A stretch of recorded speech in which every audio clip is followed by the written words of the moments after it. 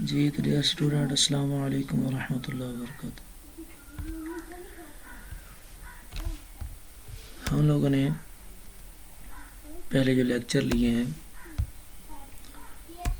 وہ جو پہلا لیکچر تھا وہ ہمارا تھا قرآن پاک کی کچھ بنیادی چیزیں ہم لوگوں نے ڈسکس کی تھیں۔ سب سے پہلی چیز تو یہ تھی ہم نے جو ڈسکس کی تھی کہ ہم نے جو قرآن پاک ہمیں اللہ جل شانہ نے عطا فرمایا ہے، یہ قرآن پاک بنی نوع انسانی کے لیے، تمام انسانیت کے لیے راہ نجات ہے۔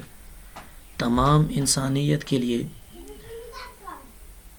یہ ایسا ایک مکمل ضابطہ حیات ہے کہ جس میں ہر قسم کے مسائل مل جائیں گے۔ پھر اس کے بعد ہم نے اس میں ڈسکس کیا کہ اللہ جل شانہ نے اپنی اس کتاب کی حفاظت کس طرح سے فرمائی اور کون کون سے انتظامات فرمائے۔ تو ان میں نے آپ لوگوں کے سامنے مفسرین کے کچھ اقوال رکھے تھے کہ مفسرین نے تقریباً 9 چیزیں ایسی ہیں جو لی ہیں اور ان 9 چیزوں کے ذریعے سے کہا ہے کہ اللہ جل شانہ نے قرآن پاک کی حفاظت فرمائی ہے۔ اللہ جل شانہ نے قرآن میں فرمایا نا، انا نحن نزلنا الذکر و انا لہ لحافظون۔ انا بے شک، نحن ہم نے، نزلنا اتارا نازل کیا، الذکر یعنی قرآن کو، ہم نے قرآن کو نازل کیا، و انا اور بے شک ہم ہی، لہو لحافظون اس کی حفاظت فرمانے والے۔ اب قابل غور بات یہاں بھی یہ ہے کہ اللہ جل شانہ نے لحافظون جمع کا صیغہ فرمایا، واحد نہیں فرمایا۔ جمع کا صیغہ اللہ جل شانہ نے اس لیے فرمایا ہے کہ اللہ جل شانہ فرمانا چاہتے ہیں کہ میں، دنیا دار الاسباب ہے تو وہ دنیا کے اسباب کو ہی مد نظر رکھ کے میں اس قرآن پاک کی حفاظت کروں گا، اور اس حفاظت کے ذریعے سے وہ اسباب اختیار کروں گا میں،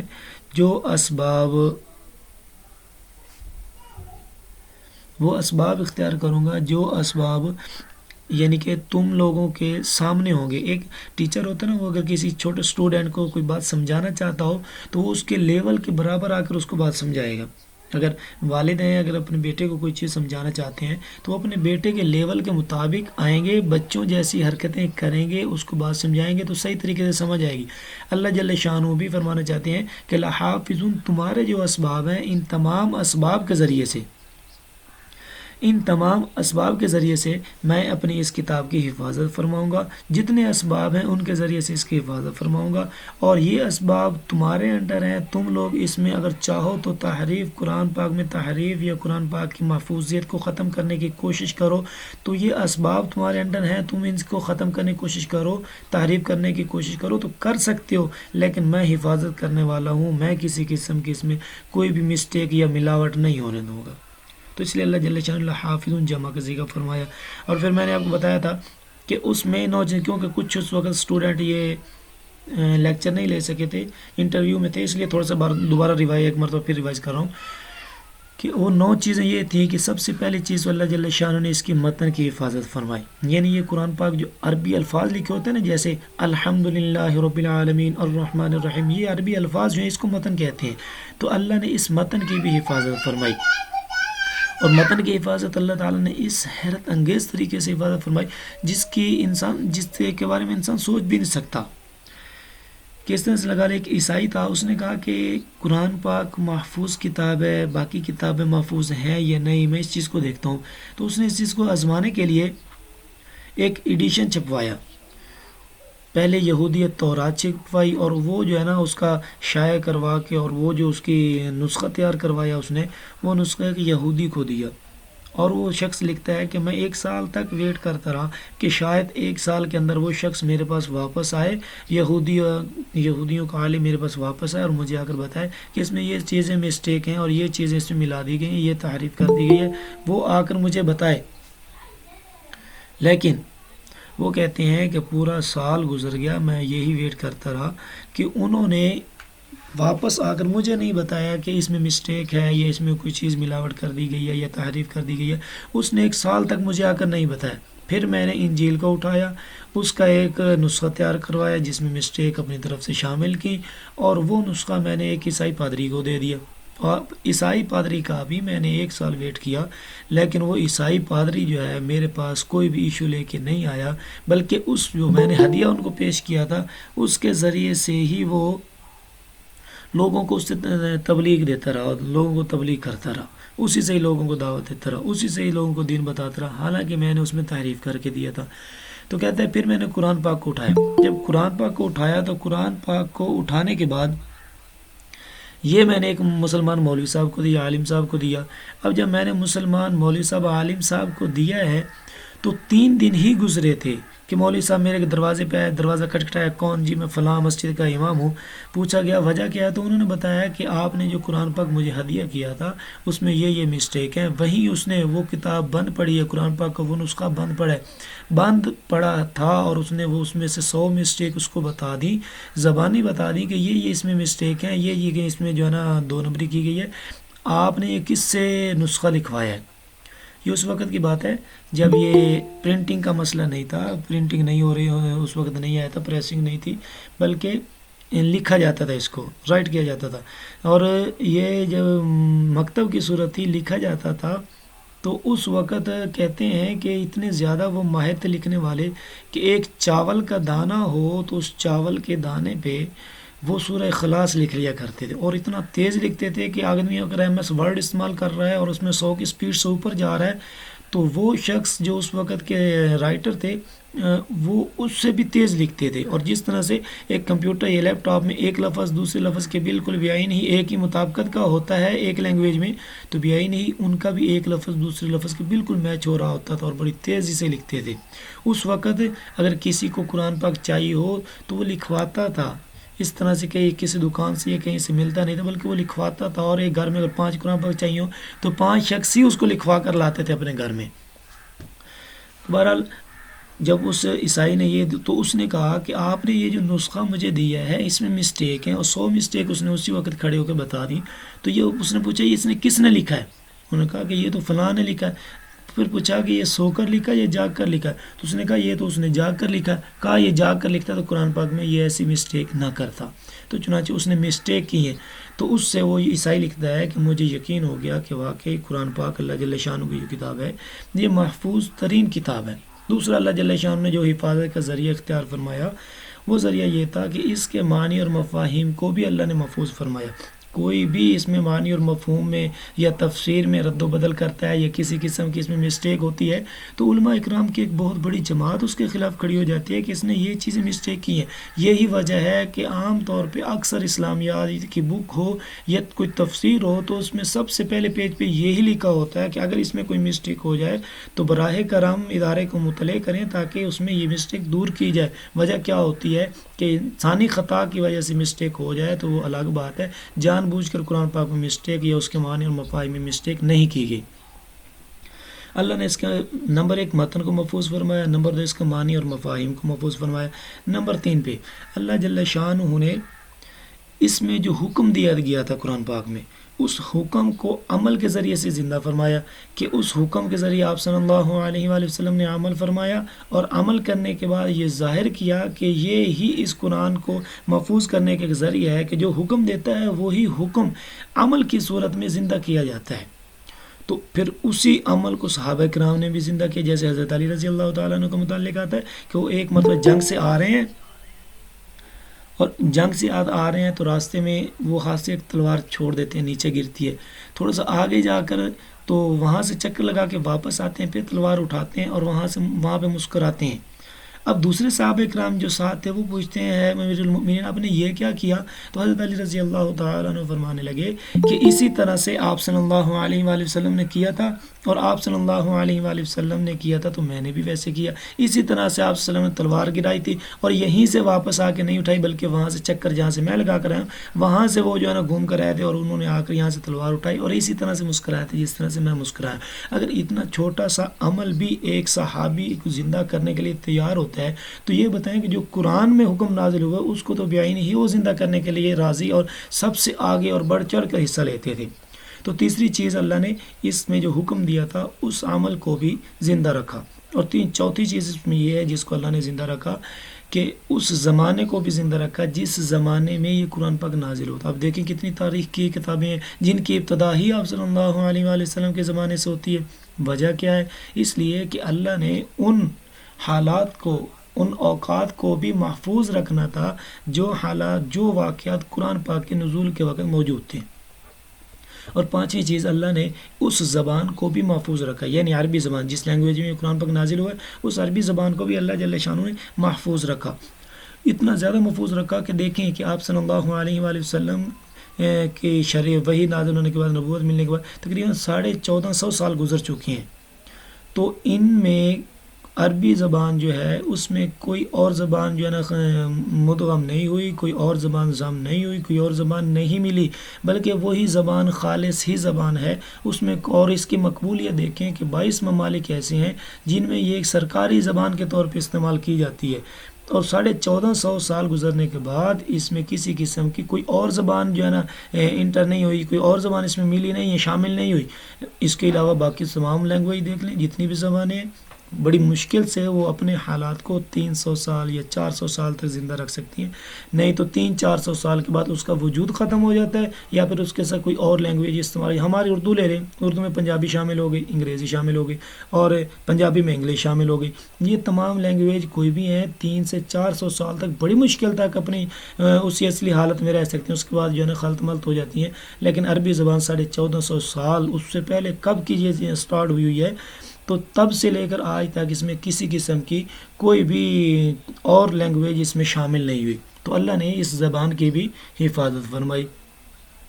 اس کے بعد اللہ جل شانہ نے وہ قلب اطہر،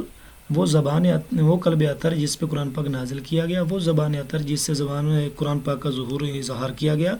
اس شخصیت یعنی آپ صلی اللہ علیہ وآلہ وسلم کے حالات کو بھی زندہ رکھا. اور اس ترتیب سے زندہ رکھا کہ دیکھیں کہ آپ صلی اللہ علیہ وآلہ وسلم کے زمانے سے لے کر آج تک آپ صلی اللہ علیہ وسلم کے سیرت کے متعلق کتنی بکس لکھی جا چکی ہیں، اور کتنی لکھی جا رہی ہیں، اور کتنی آگے لکھی جائیں گی. ہر ایک بک میں ایک نیا انداز ملتا ہے، ہر ایک بک میں ایک نئی ترتیب ملتی ہے. کیوں؟ اس لیے کہ آپ صلی اللہ علیہ وآلہ وسلم کے حالات کو اللہ جل شانہ نے محفوظ رکھنا تھا. اور اس کے بعد اللہ جل شانہ نے آپ صلی اللہ علیہ وآلہ وسلم کے انساب کو بھی محفوظ رکھا، نسب نامے کو بھی محفوظ رکھا کہ آپ صلی اللہ علیہ وسلم بڑے آبا و اجداد، اپنے آبا و اجداد ماد بن عدنان تک جو ہے نا بڑی خوشی سے اپنا یہ نسب نامہ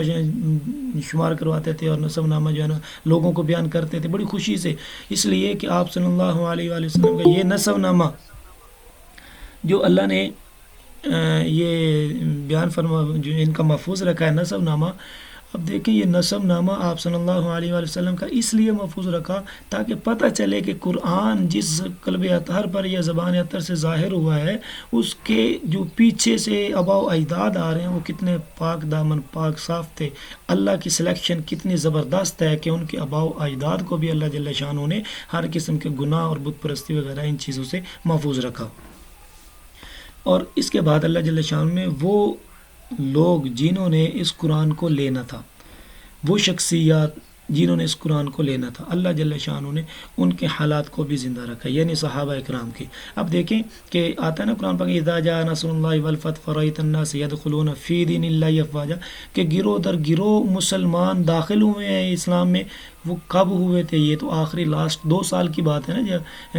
ہجرت کے 8ویں سال کے بعد کی بات ہے کہ بہت زیادہ لوگ جو ہے نا مسلمان ہوئے تھے. اور 1,24,000 یا 1,44,000 کے متعلق جو روایت آتی ہے کہ اتنے صحابہ اکرام ہیں. اور یہ صحابہ اکرام جو ہے یہ سارے کی ساری تعداد آخری 2 سال میں ہوئی ہے. لیکن اس سے پہلے جو صحابہ اکرام تھے وہ بڑی مشکل سے 15 سے 20 ہزار تھے. اور وہ 15 سے 20 ہزار جو پہلے صحابہ اکرام تھے ان سب کے حالات کو اور سب کے زندگی اور سوانح حیات کو محفوظ کر لیا گیا ہے. اور حتیٰ کہ جو جتنے آپ صلی اللہ علیہ وآلہ وسلم کے قریب تھے، جو جتنا قریب قرآن لینے کے زیادہ قریب تھے، ان کے حالات، ان کے سوانح حیات اتنی زیادہ تفصیل سے ملتی ہے. تو اللہ جل شانہ نے جن شخصیات نے آپ صلی اللہ علیہ وآلہ وسلم سے قرآن پاک کو لینا اور آگے پہنچانا تھا، اللہ نے ان کو بھی، ان کے حالات کو بھی محفوظ رکھا. اور لاسٹ 9 جو چیز ہے وہ یہ ہے کہ صحابہ کرام سے جن جماعتوں نے، تابعین اور تبع تابعین نے جو لینا تھا قرآن پاک، ان کے بھی حالات کو زندہ اندر جو محفوظ فرما دیا. اور ایک جگہ پہ لکھا ہوا تھا کہ 14 لاکھ ایسے لوگ ہیں جن کے حالات محفوظ کر لیے گئے ہیں صرف اسی وجہ سے کہ ان کی سے حدیث بیان ہو تو ان کی جانچ پڑتال کی جائے، ان سے قرآن پاک کی کوئی روایت، قرآن پاک کی آیت کوئی شمار کی جائے، یہ قرآن پاک کی آیت تلاوت کریں تو ان کے حالات جو ہے نا محفوظ ہو، ان کی جانچ پڑتال کی جائے. تو اسی وجہ سے اسی تابعین اور تبع تابعین کے ہی حالات کو مد نظر رکھنے کے لیے، ان کے حالات اور معتبر انسان ہونے کے لیے حدیث میں ان کے لیے ایک مستقل تعلیم کی شاخ یعنی فن اسماء الرجال ایک فن ہے تعلیم کا، اس کو جو ہے نا ایجاد کیا گیا اور اس میں ان لوگوں کے حالات جو ہے نا محفوظ کیے گئے. اب دیکھیں 9 چیزیں ہو گئی ہیں کہ اللہ نے یہ 9 چیزیں محفوظ فرمائی ہیں. اور محفوظ فرمائی ہیں کیوں؟ اس لیے کہ قرآن پاک کو محفوظ فرمانا تھا. تو یہ گزشتہ لیکچر تھا، وہ بات کافی آگے نکل گئی. تو آج کا جو لیکچر ہے وہ ہمارا ہے تدوین قرآن، یعنی قرآن پاک کو مدون کیسے کیا گیا. اس میں تدوین یعنی مدون کہتے ہیں لکھنا، جمع کرنا، ایک ایسی شکل دینا جس کی ایک صورت نظر آئے. اور قرآن کہتے ہیں کہ اس کا مبالغے کے طور پر استعمال ہوا ہے کہ وہ کتاب جو سب سے زیادہ پڑھی جانے والی ہو، یعنی کہ مبالغہ کہتے ہیں جس میں زیادتی کا اعتبار ہو اور زیادتی کا معنی پایا جائے. تو قرآن میں زیادتی کا معنی پایا جا رہا ہے کہ بہت زیادہ پڑھی جانے والی کتاب، اس لیے تدوین قرآن یعنی بہت زیادہ پڑھی جانے والی کتاب کی تدوین، لکھنا، جمع کرنا اس کو. یہ تیسرا لیکچر ہمارے لیے سلیکشن ہوا ہے اور یہ ہم آج ڈسکس کریں گے اس میں. تو اس کو ہم 3 ادوار میں تقسیم کرتے ہیں. سب سے پہلا دور جو ہے وہ آپ صلی اللہ علیہ وآلہ وسلم کا دور ہے کہ آپ صلی اللہ علیہ وآلہ وسلم کے دور میں یہ قرآن پاک کو جو مدون کیا گیا اس کی کیا صورتحال تھی. تو اس میں قرآن چونکہ ایک ہی دفعہ پورا کا پورا نازل نہیں ہوا، قرآن چونکہ پورا کا پورا ایک ہی مرتبہ نازل نہیں ہوا، بلکہ اس کے مختلف آیات ضرورت اور حالات کی مناسبت سے نازل کی جاتی رہیں. اس لیے کہ عہد رسالت میں یہ ممکن نہیں تھا کہ شروع ہی سے اسی کتابی شکل میں لکھ کر محفوظ کر لیا جائے. چنانچہ ابتدائی اسلام میں قرآن کریم کی حفاظت کے لیے سب سے زیادہ زور حافظے پر دیا گیا. شروع میں جب وحی نازل ہوتی تو آپ صلی اللہ علیہ وآلہ وسلم اس کے الفاظ کو اسی وقت دہرانے لگتے تھے تاکہ وہ اچھی طرح سے یاد ہو جائیں. تو اس پر سورہ قیامہ کی آیت میں اللہ جل شانہ نے آپ کو ہدایت فرمائی کہ قرآن کریم کو یاد رکھنے کے لیے آپ کو عین نزول کے وقت جلدی الفاظ دہرانے کی ضرورت نہیں ہے. اللہ تعالیٰ خود آپ میں ایسا حافظہ پیدا فرما دیں گے کہ ایک مرتبہ نزول وحی کے بعد آپ اسے بھول نہیں سکیں گے. ایک ہی مرتبہ قرآن پاک نازل ہونے کے بعد آپ اس کو بھول نہیں سکیں گے. آپ کے سینے میں اس طرح سے یہ محفوظ ہو جائے گا. اور پھر آپ صلی اللہ علیہ وآلہ وسلم کے سینے میں جب محفوظ ہوا تو اللہ جل شانہ نے اس میں بہت زیادہ گارنٹیاں دیں. وہ فرشتے کی گارنٹی دی، ذی قوت، بہت قوت والا ہے، اس کے بعد بہت طاقت ہے. کہیں یہ نہ سمجھنا کہ اللہ سے وہ قرآن پاک لے کر آ رہے تھے تو راستے میں کسی شیطان یا جن نے پکڑ کے اس میں خلط ملط کر دیا ہو یا کوئی چیز اور مدغم کر دی ہو، ملا دی ہو، ضم کر دی ہو. تو اللہ جل شانہ فرماتا ہے ذی قوت، بڑی قوت والا، اس سے کوئی بھی چیز کوئی بھی نہیں کھینچ سکتا. تو اللہ جل شانہ نے اس کو یعنی کہ پہلا جو چیز اس حفاظت کے 2 طریقے تھے. سب سے پہلا حفظ تھا، یعنی حفاظت کی اللہ جل شانہ نے حفظ کے ذریعے سے. اب دیکھیں کہ اور پھر فرشتے کے بارے میں حضرت جبرائیل علیہ السلام کے متعلق فرمایا کہ عند ذی العرش مکین، کہ وہ عرش کے قریب رہتا ہے. یہ نہیں ہے کہ وہ عرش سے دور رہتا ہے اور عرش کے قریب نہیں ہے. اللہ جل شانہ جب اس کو وحی بتلاتے ہیں کہ یہ وحی لے کر جائیں تو اس کو سننے میں تھوڑی سی مسٹیک ہو جائے، صحیح طریقے سے سن نہ سکے. اللہ فرماتے ہیں نہیں، ایسی بالکل کسی قسم میں کوئی بات نہیں پہ شامل حال، بلکہ وہ ذی قوتین عند ذی العرش مکین، وہ عرش کے قریب رہتا ہے. جو چیز اس کو کہی جائے وہ بھی نہیں صحیح طریقے سے سنتا ہے. پھر اللہ جل شانہ نے وہ قلب اطہر، وہ شخصیت جس پر یہ قرآن پر نازل کیا گیا، اللہ جل شانہ ان کی بھی تصدیق کی. وما صاحبکم بمجنون، کہ وہ جو تمہارا ساتھی ہے وہ مجنون نہیں ہے، پاگل نہیں ہے وہ، بلکہ وہ تو وما ینطق عن الہوا، وہ خواہشات نہیں بولتا، بلکہ ان ہوا الا وحی یوحی، وہ وہی کچھ بولتا ہے جو اللہ جل شانہ اس کی طرف نازل فرماتے ہیں. جو اللہ جل شانہ اس کو حکم دیتے ہیں وہی باتیں آپ کو بتاتا ہے. اس کو مجنون نہ کہیں. اللہ جل شانہ نے آپ صلی اللہ علیہ وآلہ وسلم کے متعلق بھی گارنٹی دے دی. آپ جب گارنٹی دے دی تو یہ چیزیں جب پہنچی آپ صلی اللہ علیہ وآلہ وسلم تک، تو آپ صلی اللہ علیہ وسلم کے زمانے میں اس کے جو 2 طریقے تھے محفوظ کرنے کے. نمبر 1 تو تھا حفظ. اب حفظ میں کیا تھا کہ اللہ جل شانہ نے اس میں قرآن پاک جب حفظ کرنا تھا تو صحابہ کرام کی بہت بڑی جماعت جو تھوڑی ہی مدت میں بہت بڑی جماعت تیار ہو گئی تھی جسے قرآن کریم ازبر حفظ یاد تھا، زبانی یاد تھا۔ ان میں سے خلفائے راشدین ہیں، حضرت طلحہ ہیں، حضرت سعد ہیں، حضرت ابن مسعود، حضرت حذیفہ بن یمان، حضرت سالم مولا ابی حذیہ، اور حضرت ابو ہریرہ، حضرت عبداللہ بن عمر، حضرت عبداللہ بن عباس، حضرت عمر بن عاص، حضرت عبداللہ بن عمر اور حضرت معاویہ، حضرت عبداللہ بن زبیر، حضرت عبداللہ بن الصائب، حضرت عائشہ اور حضرت حفصہ اور حضرت ام سلمہ رضی اللہ تعالی عنہم وغیرہ۔ یہ تمام وہ صحابہ اکرام ہیں جنہوں نے تھوڑے ہی عرصے میں، زیادہ عرصہ نہیں گزرا تھا، تھوڑے ہی عرصے میں انہوں نے یہ مکمل قرآن پاک ازبر حفظ یاد کر لیا تھا۔ لیکن ان میں سب سے پہلے جو حافظ بنے تھے وہ حضرت عثمان غنی رضی اللہ تعالیٰ عنہ کے متعلق آتا ہے کہ سب سے پہلے حافظ وہی تھے۔ تو چنانچہ اللہ جل شانہ نے یہ حفاظت کے ذریعے سے اس کو محفوظ فرمایا۔ اور اس وقت آپ وسلم کے زمانے میں زیادہ زور حفظ پر ہی دیا جاتا تھا۔ وجہ کیا تھی کہ ان کے پاس اللہ جل شانہ نے بہت زیادہ ان کو حافظ عطا فرمایا تھا۔ ایک ایک جو شاعر ہوتا تھا وہ ہزاروں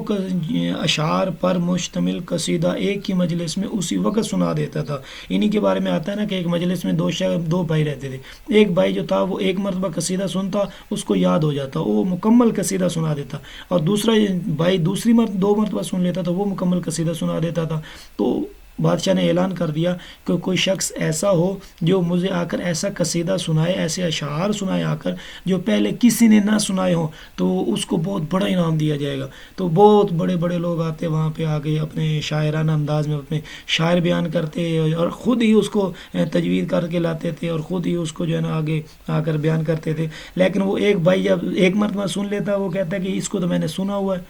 ابھی میں سنا دیتا ہوں آپ کو، وہ سنا دیتا۔ اب دوسرا بھائی بولتا ہے کہ میں نے بھی اس کو سنا ہوا ہے، میں سنا کیونکہ اس نے 2 مرتبہ سن لیا، تو وہ کہتا میں نے بھی سنا ہوا ہے، اب وہ بھی سنا دیتا۔ اب وہ جب سنا دے، اب دیکھیں اتنے زیادہ، یہ تو ایک چھوٹی سی مثال آپ کو دی ہے نا، بہت بڑی بڑی مثالیں اس طرح کی کہ بہت زیادہ حافظہ تھا ان کے پاس، تو زیادہ زور حفظ پہ دیا جاتا تھا۔ اور جو شاعر ہوتے تھے اس وقت کے، تو وہ تو کہتے تھے کہ اگر کوئی شخص لکھتا ہوا دیکھ لیتے نا کہ کوئی شخص ایسا جو لکھ کر اپنے علم کو رکھ رہا ہے، تو وہ کہتا ہے کہ تم تو اپنے علم کو ان میں اوراق میں جو ہے نا بند کر کے رکھنا چاہتے ہو، اپنے علم کو ان چیزوں میں بند کر کے رکھنا چاہتے ہو۔ علم تو یہ نہیں ہوتا، علم تو وہ ہوتا ہے جو ہر وقت دماغ میں حاضر ہو، تو یہ تو بکس والا اور یہ بند کر کے علم رکھنا، یہ تو اب بند کر رہے، یہ تمہارا علم نہیں رہے گا۔ تو وہ اس پر تنبیہ بھی کرتے تھے۔ تو اس لیے زیادہ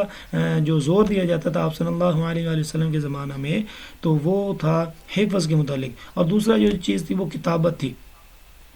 کتابت میں یہ آتا ہے کہ آپ صلی اللہ علیہ وآلہ وسلم پر جب وحی نازل ہوتی تو آپ صلی اللہ علیہ وآلہ وسلم فوراً وحی کے بعد صحابہ اکرام کو بلا لیتے اور صحابہ اکرام کو آپ صلی اللہ علیہ وآلہ وسلم بیان کرتے، ان کو کہتے فرماتے کہ آپ یہ آیت ہے اس کو لکھ لیں فلاں صورت کے فلاں آیت کے بعد، تو وہ اس صورت میں اس آیت کے بعد اس کو لکھ لیا کرتے تھے۔ تو اس میں سب سے زیادہ کاتبین وحی میں سب سے زیادہ مشہور ہیں وہ حضرت زید بن ثابت رضی اللہ تعالیٰ عنہ ہیں۔ اس کے علاوہ اور بہت سے صحابہ کتابت وحی کے فرائض انجام دیتے رہے، جن میں خلفائے راشدین ہیں، حضرت ابی بن کعب ہیں، حضرت زبیر بن عوام ہیں، حضرت معاویہ، حضرت مغیرہ بن شعبہ ہیں، حضرت خالد بن الولید ہیں، حضرت ثابت بن قیس ہیں، حضرت ابان بن سعید وغیرہ۔ یہ بطور خاص قابل ذکر ہیں، یعنی یہ وہ صحابہ اکرام ہیں جو سب سے زیادہ، یعنی کہ ان کا بارے میں آتا ہے کہ انہوں نے سب سے زیادہ کتابت وحی کی ہے، انہوں نے سب سے زیادہ وحی کی لکھی ہے۔ لیکن کل کاتبین وحی کے متعلق آتا ہے کہ ایک روایت میں 40 ہے، ایک میں 42، ایک میں 46، یعنی 40 سے لے کر 46 تک، 40 سے لے کر 46 تک وہ صحابہ اکرام تھے جو کتابت وحی کرتے تھے۔ تو وہ آپ صلی اللہ علیہ وآلہ وسلم کا یہ جو ہوتے تھے، آپ صلی اللہ علیہ وسلم فرماتے تھے تو وہ ان کو لکھ لیا کرتے تھے۔ اور لکھنے کی ترتیب کیا تھی؟ اس وقت یہ اوراق تو نہیں تھے جو ہمارے پاس اس وقت ورق وغیرہ موجود ہیں، تو اس وقت یہ تو نہیں تھے۔ تو اس وقت ان کی ترتیب یہ تھی کہ وہ کھجور کے جو پتے ہوتے تھے ان پہ لکھ لیا کرتے تھے، لکڑی پہ لکھ لیا کرتے تھے، اور وہاں پہ یہ اونٹ وغیرہ زیادہ تھے، جب ان کو ذبح کیا جاتا اور گوشت وغیرہ ان کے استعمال کرنے کے بعد جو ہڈی بچ جاتی تو اس کو سنبھال کر رکھ لیا کرتے تھے، اس پہ قرآن پاک جو ہے نا لکھ لیا کرتے تھے۔ تو اس طرح سے اوراق میں بہت کم لکھا گیا، لیکن باقی اشیاء جن پہ پتھر وغیرہ بھی شامل ہے، اس میں جو چیزیں ملتی تھی اس پہ قرآن پاک کو لکھ لیا کرتے تھے۔ تو چنانچہ آپ صلی اللہ علیہ وآلہ وسلم کے زمانہ میں حفظ قرآن ایک طریقہ تھا قرآن پاک کو محفوظ کرنے کا، دوسرا تھا تدوین کا، تو آپ صلی اللہ علیہ وآلہ وسلم اس کو لکھوا دیا کرتے تھے۔ اب ہم آتے ہیں دوسرے دور کی طرف۔ اب تدوین قرآن کا دوسرا دور ہے حضرت ابوبکر صدیق رضی اللہ تعالیٰ عنہ کا دور۔ اس میں تدوین قرآن کے لیے جو وجوہات پیش آئی تھی وہ سب سے پہلے تو یہ تھی کہ جنگ یمامہ میں حفاظ کی شہادت، یعنی جنگ یمامہ جو ہوئی تو اس میں کافی سارے حفاظ اکرام، ایک روایت میں آتا ہے کہ 700 تھے اور ایک روایت میں آتا ہے کہ 300 تھے، تو بہرحال 700 حفاظ اکرام قاری حضرات جو بہت اچھے طریقے سے قرآن پڑھ سکتے تھے، یاد تھا، آگے تعلیم دیتے تھے، وہ 700 صحابہ اکرام جو ہے وہ شہید ہو گئے۔ تو جب شہید ہوئے تو حضرت عمر رضی اللہ تعالیٰ عنہ نے آ کر حضرت ابوبکر صدیق رضی اللہ تعالیٰ عنہ سے کہا کہ اگر حفاظ اکرام اسی طرح سے شہید ہوتے رہے تو خطرہ ہے کہ کہیں قرآن پاک ضائع نہ ہو جائے۔ تو انہوں نے آ کے حضرت ابوبکر صدیق رضی اللہ تعالیٰ عنہ سے کہا کہ ہم لوگ قرآن پاک کو لکھواتے ہیں اور ایک کتابی شکل دیتے ہیں۔ حضرت ابوبکر صدیق رضی اللہ تعالیٰ عنہ پہلے تو نہیں مانے کہ نہیں یہ وہ کام ہے جو آپ صلی اللہ علیہ وسلم نے نہیں کیا، میں کیسے کر لوں۔ اب یہاں ایک بات سمجھتے چلیں کہ بدعت کس کو کہتے ہیں۔ بدعت وہ ہوتی ہے جو دین میں کام کیا جائے۔ ایک چیز ہوتی ہے کہ وہ کام کیا جائے تو دین کی سر بلندی کے لیے ہو، دین کی جو ہے نا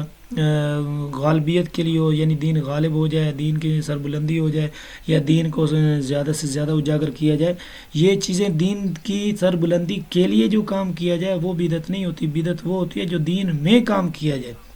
دین کے اندر کام کیا جائے، اس کو بدعت کہتے ہیں۔ تو چنانچہ حضرت ابوبکر صدیق رضی اللہ تعالیٰ پہلے تو نہیں مانے، پھر جب حضرت عمر رضی اللہ تعالیٰ نے اصرار کیا، پھر ابوبکر صدیق رضی اللہ تعالیٰ کہتے ہیں کہ مجھے یہ کشف ہوا، میرا سینہ کھلا اور میں نے سمجھا کہ واقعی حضرت عمر رضی اللہ تعالیٰ صحیح فرما رہے ہیں، بیائی اسی طرح سے ہونا چاہیے، بہت بہتر فرما رہے ہیں۔ پھر انہوں نے حضرت زید بن ثابت رضی اللہ تعالیٰ کو بلایا اور ان کو کہا کہ آپ قرآن پاک کو جمع کریں۔ تو اس وقت جو حضرت ابوبکر سے حضرت زید بن ثابت رضی اللہ تعالیٰ عنہ بھی پہلے انکار کر چکے تھے، لیکن پھر جب ان کا اصرار تھا تو انہوں نے اس چیز کو قبول کر لیا، اور وہ اس وجہ سے انکار نہیں کر رہے تھے زید بن ثابت رضی اللہ تعالیٰ عنہ کہ میں یہ جو ہے نا اچھی چیز نہیں ہے، یا میں آپ کی بات نہیں مان رہا، یا قرآن پاک، وہ اس لیے انکار کر رہے تھے کہ یہ کل میں نے قیامت کے دن اللہ کے سامنے کھڑا ہونا ہے، اگر یہ بہت بڑا کام ہے، بہت بڑا کام ہے۔ وہ کہتے ہیں کہ اگر مجھے آپ کہیں نا ایک پہاڑ کو اٹھائیں دوسری جگہ پہ رکھ دیں تو وہ میں کرنے کے لیے تیار ہوں، کیوں؟ اس لیے کہ وہ دنیا میں ہی کرنا ہے، جب تک میری روح پرواز نہیں ہوتی تب تک میں اس پہاڑ کو اٹھاتا رہوں گا، رکھتا رہوں گا، اگرچہ یہ ہو نہیں سکتا، نہیں رکھ سکتا میں، لیکن یہ میرے لیے آسان ہے، اس لیے کہ جب روح پرواز ہوگی تب تک ہی اس کو اٹھا کے رکھنا، اس کے بعد نہیں رکھنا۔ لیکن قرآن پاک کا جو عمل ہے اس میں اگر خدا نخواستہ کوئی مسٹیک ہو جاتی ہے تو دنیا میں بھی جو ہے نا اس سے مجھے وبال برتنا پڑے گا اور اس کا عذاب بھگتنا پڑے گا، اور آخرت میں بھی۔ تو اس وجہ سے ڈر رہے تھے کہ کہیں یہ نہ ہو کہ اس کو مسٹیک ہو جائے، لیکن حضرت ابوبکر صدیق رضی اللہ تعالیٰ نے کہا کہ نہیں، آپ ایسا نہ کریں، آپ کریں، آپ میں یہ اہلیت ہے، آپ ایک نوجوان ایسے شخص ہیں جو آپ صلی اللہ علیہ وسلم کے ساتھ تھے، اور سب سے زیادہ حدیث جو ہے نا کتابت وہی ہے آپ کے پاس، سب سے زیادہ آپ لکھنے والے ہیں، بہت اچھا لکھنے والے ہیں، خوبصورت لکھنے والے ہیں، لہٰذا آپ ہی لکھیں، لیکن آپ کی معاونت کے لیے حضرت عمر رضی اللہ تعالیٰ عنہ کو ہائر کر دیتا ہوں۔ چنانچہ حضرت عمر رضی اللہ تعالیٰ عنہ کو ان کے ساتھ ملا دیا گیا، اور پھر جب انہوں نے قرآن پاک کو مدون کیا تو ان کے لیے انہوں نے کچھ اصول اپنائے، جن اصول کو مد نظر رکھ کے انہوں نے قرآن پاک کی تدوین کی تھی۔ سب سے پہلے یہ تھی کہ کیونکہ یہ حافظ قرآن تھا زید بن ثابت رضی اللہ تعالیٰ عنہ، سب سے پہلے تو وہ جو کوئی بھی شخص آیت لے کے آتا تو اپنے یادداشت سے، اپنے حفظ سے اس کو پڑھتے، اس کی تصدیق کرتے کہ واقعی یہ جیسے میں نے حفظ کیا اس میں یہ آیت ہے یا نہیں، اگر موجود ہوتی تو پھر اس کے بعد حضرت عمر رضی اللہ تعالیٰ عنہ کے پاس بھیجتے کہ آپ ہی اس کو دیکھیں، اس کی تصدیق کریں، واقعی یہ ایسی بات ہے، یہ آیت لینی چاہیے، یہ آیت تھی قرآن پاک میں جو آپ کو یاد ہے، آپ کے حفظ میں ہو سکتا ہے میرے جو ہے نا حافظے میں کمی ہو، آپ اس کی تصدیق کریں۔ تو حضرت عمر رضی اللہ تعالیٰ نے بھی اس کو دیکھ کے تصدیق کرتے تھے۔ اس کے بعد تیسرا سٹیپ اختیار کیا جاتا کہ 2 معتبر گواہوں کی شہادت چاہیے، جو شریعت نے گواہ متعین کیے ہیں ویسے 2 گواہ لے کر آئیں، وہ گواہ جب گواہی دیں گے، شہادت دیں گے، تب ہم اس کو ایڈ کریں گے۔ اور چوتھا اصول یہ اپنایا گیا کہ وہ جو تحریف انہوں نے لکھ کر رکھے ہوئے تھے پہلے نسخے مختلف چیزوں پہ، وہ اٹھاتے اور اس میں مقابلہ کرتے، اگر یہ آیت وہاں پہ موجود ہے تو یہ کس صورت میں ہے، بیائی نہیں اسی صورت میں ہے، یا مسٹیک ہے، یا آگے پیچھے ہے۔ یہ 4 اصول اپنانے کے بعد اس نسخے میں اس کو تدوین کیا جاتا تھا۔ اب جب اس نسخے میں تدوین کیا جاتا تو یہ نسخہ پھر حضرت ابوبکر صدیق رضی اللہ تعالیٰ نے کچھ عرصہ اپنے پاس رکھا، پھر حضرت عمر رضی اللہ تعالیٰ کے پاس گیا، وہاں سے پھر حضرت ام حفصہ رضی اللہ تعالیٰ کے پاس گیا، وہاں سے پھر حضرت حفصہ رضی اللہ تعالیٰ کے پاس گیا۔ لیکن جب تیسرا دور آیا حضرت عثمان غنی رضی اللہ تعالیٰ کا، اس میں اس قرآن پاک کی پھر تدوین سٹارٹ کی گئی۔ تدوین اس وقت جو کی گئی تو اس کی وجوہات اس طرح سے ہیں کہ حضرت خزیمہ رضی اللہ تعالیٰ ہیں کہ وہ ارمینیا کے محاذ پر گئے ہوئے تھے، وہاں انہوں نے دیکھا کہ لوگ جھگڑ رہے ہیں قرات کے بارے میں۔ وہ قرات کے بارے میں کس طرح سے جھگڑتے تھے کہ قریش کی جو لینگویج تھی، جو لغت تھی، وہ 7 قسم کی تھی۔ اب یہ لغت جو تھی، اسی کے مطابق اللہ جل شانہ نے قرآن پاک نازل فرمایا تاکہ قریش کی 7 لغتوں جو 7 لغت ہیں عرب کی، اس کے مطابق اترے اور وہ سارے اس کو سمجھنے والے بن جائیں۔ تو اللہ نے یہ 7 طریقوں سے قرآن پاک نازل فرمایا تھا۔ جب 7 طریقوں سے نازل فرمایا تو صحابہ کرام تو جانتے تھے کہ یہ فلاں قبیلے کی لغت ہے، اس کے مطابق صحیح ہے، یہ فلاں قبیلے کے متعلق لغت ہے، وہ فلاں قبیلے کے متعلق صحیح ہے، یہ فلاں قبیلے کی لغت ہے، تو وہ سمجھتے تھے صحابہ کرام۔ لیکن جب صحابہ حضرت عثمان غنی رضی اللہ تعالیٰ عنہ کو دور آیا تو یہ قرآن پاک عرب سے نکل کر عجم میں آیا، یعنی عرب سے نکل کر غیر عرب میں جب پہنچا تو وہاں اب ایک صحابی جو ہے دوسرے کسی شخص کو تعلیم دے رہا ہے، قرآن پاک کی سکھا رہا ہے، تو وہ اپنی قرات کے مطابق جو اس نے آپ صلی اللہ علیہ وآلہ وسلم سے سیکھی۔ دوسرا صحابی وہ اپنی قرات کے مطابق قبیلہ اور تھا تو آپ صلی اللہ علیہ وسلم سے سیکھا اپنی زبان کے ساتھ، تو انہوں نے اس طریقے سے اس کو جو ہے تعلیم دی۔ تو جب وہ اجمی لوگ، عربی لوگ جانتے تھے لیکن اجمی لوگ جو نہیں جانتے تھے، ان کا آپس میں جھگڑا شروع ہو گیا۔ یہی جھگڑا حضرت حذیفہ رضی اللہ تعالیٰ نے دیکھا تو انہوں نے آ کر حضرت عثمان غنی رضی اللہ تعالیٰ کے اس پر متنبع کیا، اور حضرت عثمان غنی رضی اللہ تعالیٰ پہلے بھی ان چیزوں سے واقف ہو چکے تھے، یہ وجوہات ان کے سامنے بھی پہلے آ چکی تھیں، کیونکہ جب اجمی لوگ عرب میں جاتے تھے حج کے لیے یا کسی اور کام کے لیے، تو وہ وہاں مدینے میں جا کر بھی آپس میں تھوڑی سی مسٹیک ہوتی گئیں، 1-2 جھگڑے پیش آئے، جس کی وجہ سے عثمان رضی اللہ تعالیٰ نے سمجھ گئے کہ یہ قرات جو ہے مختلف، اس کو اگر ایک جگہ اکٹھا نہ کیا جائے تو پھر بہت مسائل پیدا ہوں گے اور امت کے آپس میں جھگڑنے کا خطرہ ہے۔ تو چنانچہ انہوں نے اس کے لیے ایک صحابہ کرام کی بہت بڑی جماعت جو ہے نا بلائی اور وہاں پہ بٹھایا۔ جب صحابہ کرام کی ایک جماعت آ گئی تو وہاں ان کے سامنے یہ باتیں رکھیں اپنی کہ یہ ایشوز پیدا آ رہے ہیں، ان کا کیا حل نکالنا چاہیے۔ تو انہوں نے کہا کہ آپ کیا مشورہ دیتے ہیں؟ حضرت عثمان رضی اللہ عنہ نے کہا کہ میرا مشورہ یہی ہے کہ ہم ان 7 قراتوں کو ایک ہی قرات میں شامل کر لیں، یعنی ایک ہی مصحف میں جمع کر لیں۔ جب ایک ہی اس کی کتابی شکل ہوگی، ایک ہی مصحف ہوگا، تو پھر اس میں کسی قسم کا کوئی اختلاف نہیں ہوگا۔ تو سارے صحابہ کرام نے اس رائے کو قبول کیا، اور اس کے بعد پھر حضرت عثمان رضی اللہ تعالیٰ عنہ نے 4 آدمی ایسے تھے جن کے یہ تدوین کے لیے مقرر فرمایا۔ ان میں زید بن ثابت رضی اللہ تعالیٰ عنہ سرفرست تھے۔ جب انہوں نے تدوین کیا تو اس وقت حضرت عثمان غنی رضی اللہ تعالیٰ عنہ کے دور میں جو قرآن پاک مدون کیا گیا، تدوین کیا گیا، جمع کیا گیا ایک قرات کی پر، تو اس کے اصول یہ تھے کہ تمام صورتوں کو ترتیب سے لکھا گیا تھا۔ جو حضرت ابوبکر صدیق رضی اللہ تعالیٰ کے زمانے میں قرآن پاک لکھا گیا تھا وہ ترتیب نہیں تھی، ایک صورت لکھ دی انہوں نے ایک ایڈیشن میں، یعنی ایک بک میں، ایک نسخے میں، اور اس کے ساتھ دوسرے نسخے میں دوسری صورت، تیسرے نسخے میں تیسری صورت، یعنی ہر ایک صورت کی الگ الگ کتاب بنا دی تھی۔ لیکن یہاں حضرت عثمان رضی اللہ تعالیٰ نے کہا تمام صورتوں کو ترتیب دے کر ایک ہی جو ہے نا ایڈیشن میں یا ایک ہی نسخے میں شامل کر دیا جائے۔ تو سب سے پہلا جو اصول تھا وہ یہ تھا کہ تمام صورتوں کو ترتیب سے لکھنا تھا۔ دوسرا جو تھا وہ رسم الخط، تمام قرات کے مطابق، یعنی کہ نہ زبر لگائیں گے، نہ زیر لگائیں گے، حرکات نہیں لگائیں گے، نقطے نہیں لگائیں گے، اور یہ نقطے اور حرکات نہ لگانے کی وجہ یہ ہوگی کہ جتنی بھی قرات ہیں جو عربی لوگ سمجھتے ہیں وہ لوگ اس کو سمجھ کے پڑھ لیں گے اپنی قرات کے مطابق، لیکن غیر عربی لوگ جو ہیں وہ اس کو زبر زیر اور یہ حرکات نہیں ہوگی، تو وہ ایک ہی قرات جو قرات ہم متعین کریں گے اسی قرات کے مطابق ہی پڑھیں گے۔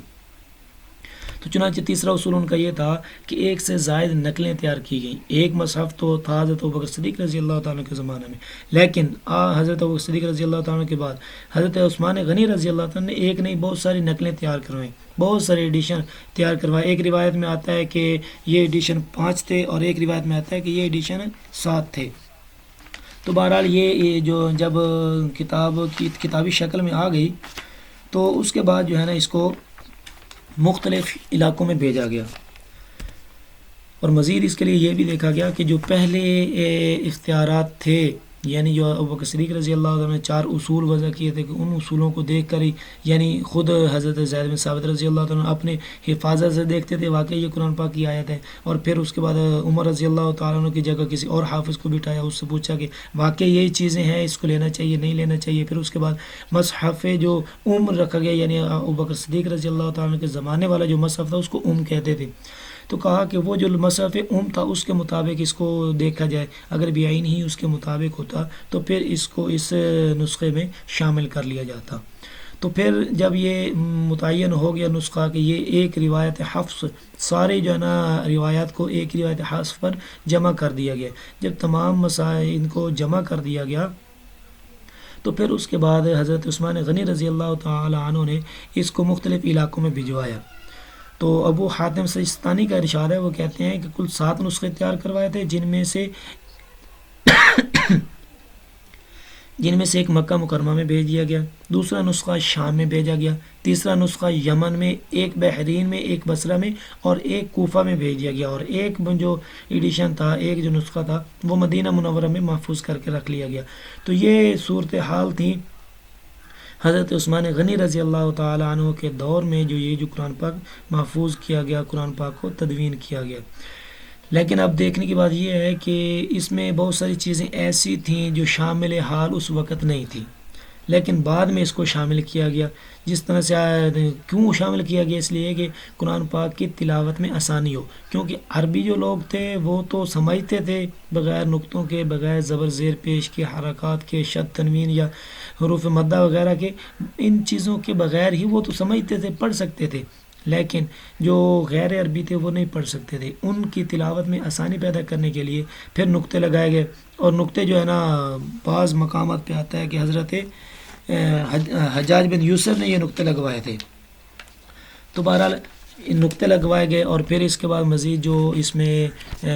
بہتری کی گئی وہ اس کی حرکات تھی، یعنی زبر زیر اور پیش لگائی گئی بعد میں، تاکہ غیر عربی کی جو لوگ ہیں ان کے پڑھنے میں آسان نہیں ہو۔ اور تیسری اس میں جو مزید چیزیں شامل کی گئی وہ احزاب یا منزلیں، یعنی منزلیں، اس کے 7 منزلیں بنا دی گئیں، اس لیے کہ وہ شخص جو تلاوت کرنے کی امید چاہت رکھتا ہو اور وہ کہے کہ میں 7 دن میں قرآن پر مکمل کر لوں گا، تو اس کے لیے یہ احزاب منزلیں متعین کی گئیں کہ یہ 7 منزلیں آپ ایک 1 ویک میں اگر قرآن پاک مکمل کرنا چاہتے ہیں تو آپ ایک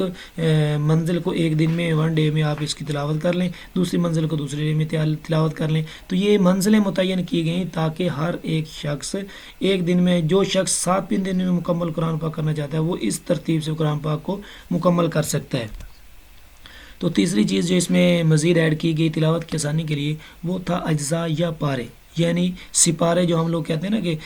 29واں پارہ ہے، 30واں پارہ ہے یا 20 پارہ ہے، یا یہ جو پارے ہیں 1 2 3، یہ پارے جو اجزاء ہیں یہ اس لیے نہیں کہے گئے کہ ایک پارے میں ایک بات چلتی ہے، دوسرا پارہ سٹارٹ ہوتا ہے تو اس وقت بات چینج ہو چکی ہوتی ہے، کسی اور موضوع کی طرف اشارہ ہوتا ہے، نہیں، ایسی بات بالکل نہیں ہے، بلکہ یہ اجزاء بھی پڑھنے کے جو پڑھنے والا ہو اس کی آسانی کے لیے ہی بنائے گئے ہیں، تاکہ یہ اپنے اگر ایک منتھ میں 1 منتھ میں اگر یہ قرآن پاک کی تلاوت مکمل کرنا چاہتا ہے تو وہ اس صورتحال کو اپنائے۔ اور اس میں مزید جو اس میں تلاوت کی آسانی کے لیے چینجنگ کی گئی وہ چینجنگ نے اس میں جو ایڈیشن کی گئی وہ اخماس اور اعشار تھا، یعنی شروع میں جب حضرت عثمان غنی رضی اللہ تعالی عنہ نے اپنا یہ نسخے تیار کروائے تھے تو اس میں اخماس اور اعشار تھے۔ اخماس اور اعشار کس کو کہتے ہیں؟ کہ اخماس کہتے ہیں کہ خمس، یعنی ہر 5 آیات کے بعد خمس یا خاص صرف لکھا ہوا ہوتا تھا جو یہ بتانے والا ہوتا تھا کہ یہاں تک 5 آیات ہو چکی ہیں، اور 10 آیات کے بعد عشر یہ صرف عین لکھا ہوتا تھا جو اس بات پر دلالت کرتا تھا کہ یہاں پر 10 آیات پوری ہو چکی ہیں۔ تو یہ 5 اور 10 آیات کی ترتیب تھی، لیکن 1 بائی 1 ایک آیت ہے، یہ دوسری ہے، یہ تیسری ہے، اس طرح کی ترتیب نہیں تھی۔ تو یہ بھی اس میں مزید تلاوت کی آسانی کے لیے اس کو ایڈ کیا گیا۔ اور اس کے بعد رکوع بھی اس میں جو لگائے گئے ہیں کہ ہم لوگ دیکھتے ہیں قرآن پاک میں کہ پیج کے جو ہے نا باہر کی طرف حاشیے میں عین لکھا ہوتا ہے اور درمیان میں ایک آیت کے اوپر بھی عین لکھا ہوتا ہے، اس کا مطلب یہ ہوتا ہے یہاں تک رکوع مکمل ہو گیا، یعنی پیچھے والی جو بات تھی ایک وہ بات مکمل ہو گئی ہے، نیکسٹ رکوع جو سٹارٹ ہو رہا ہے اس میں نئی بات آ رہی ہے۔ تو یہ بات یا ایک قسم کے مضمون کو علیحدہ کرنے کے لیے یہ رکوع متعین کیے گئے۔ تو آپ لوگوں کا یہ تھا آج کا لیکچر، جس میں آپ لوگوں نے سب سے پہلے تو پچھلا لیکچر آپ لوگوں نے تھوڑا سا اس کے خاکہ آپ لوگوں کے سامنے پیش کیا، اور آج کا جو لیکچر تھا اس میں ہم نے تدوین قرآن کے متعلق اس کو 3 زمانوں میں ہم نے کیا تھا، ڈیوائیڈ کیا تھا۔ سب سے پہلے آپ صلی اللہ علیہ وآلہ وسلم کا زمانہ تھا، اس میں 2 طریقے غالب تھے، 2 طریقے تھے حفاظت کے، جس میں غالب حفظ کا تھا اور کتابت کا سلسلہ بھی تھا، لیکن حفظ کے بنسبت کم تھا۔ اور دوسرا جو دور آیا وہ حضرت ابوبکر صدیق رضی اللہ تعالیٰ عنہ کا دور آیا۔ اس دور میں اس قرآن پاک کو محفوظ کیا گیا، اس کے کچھ اصول تھے جس کے تحت یہ اصول اختیار کیا گیا، کچھ وجوہات تھیں جو آپ کے سامنے میں نے ظاہر کر دی ہیں۔ اور اس کے بعد حضرت عثمان غنی رضی اللہ تعالیٰ عنہ کا دور ہے، اس میں قرآن پاک کی تدوین کی گئی تھی۔ وجوہات کیا تھیں؟ وہی قرأت کا اختلاف تھا، اور پھر اس کو 5 یا 7 نسخے تیار کر کے اور ساتھ ساتھ ایک قاری بھیج دیا جاتا تھا کہ اس کو جہاں بھی جائے یہ نسخہ اس کو روایت حفظ کے مطابق پڑھائے۔ پھر لاسٹ میں آپ سے میں نے یہ بات ڈسکس کی کہ اس عہد عثمانی میں اور ہمارے پاس جو اس وقت قرآن پاک موجود ہے، اس میں بعد میں جو چیزیں قرآن پاک کی تلاوت میں آسانی کے لیے پیدا کی گئی وہ بھی آپ کے سامنے میں نے رکھ دی ہیں۔ تو یہ تھا آج کا لیکچر۔ اگر کسی اسٹوڈنٹ کو کوئی کویسچن ہو تو وہ کر سکتا ہے۔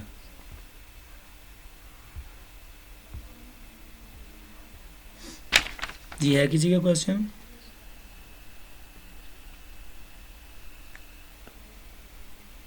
جاگ رہے ہیں؟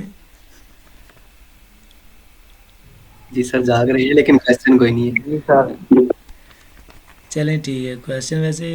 کچھ نہ کچھ سوچنا چاہیے۔ چلیں ٹھیک ہے، اب یہ بتائیں کہ آپ لوگوں میں سے اس مرتبہ اسائنمنٹ کون کرے گا جو آسانی سے ایزیلی کر سکتا ہوں، کیونکہ رمضان المبارک ہے اس لیے میں آپ کو تھوڑا سا وہ دے رہا ہوں، ریلیکس دے رہا ہوں کہ آپ لوگ جو بھی آسانی سے کر سکتا ہوں۔ جی سیار صاحب آ گئے ہیں آپ؟ سر سوری ہونا، طبیعت نہیں ٹھیک کچھ کوئی دن بات سے، نہیں، اس لیے نا۔ کوئی بات نہیں، کوئی بات نہیں، ہوتا رہتا ہے انسان کے ساتھ، مجبوری ہیں، لیکن کوشش کیا کریں ٹائم پہ پہنچا کریں۔ جی تو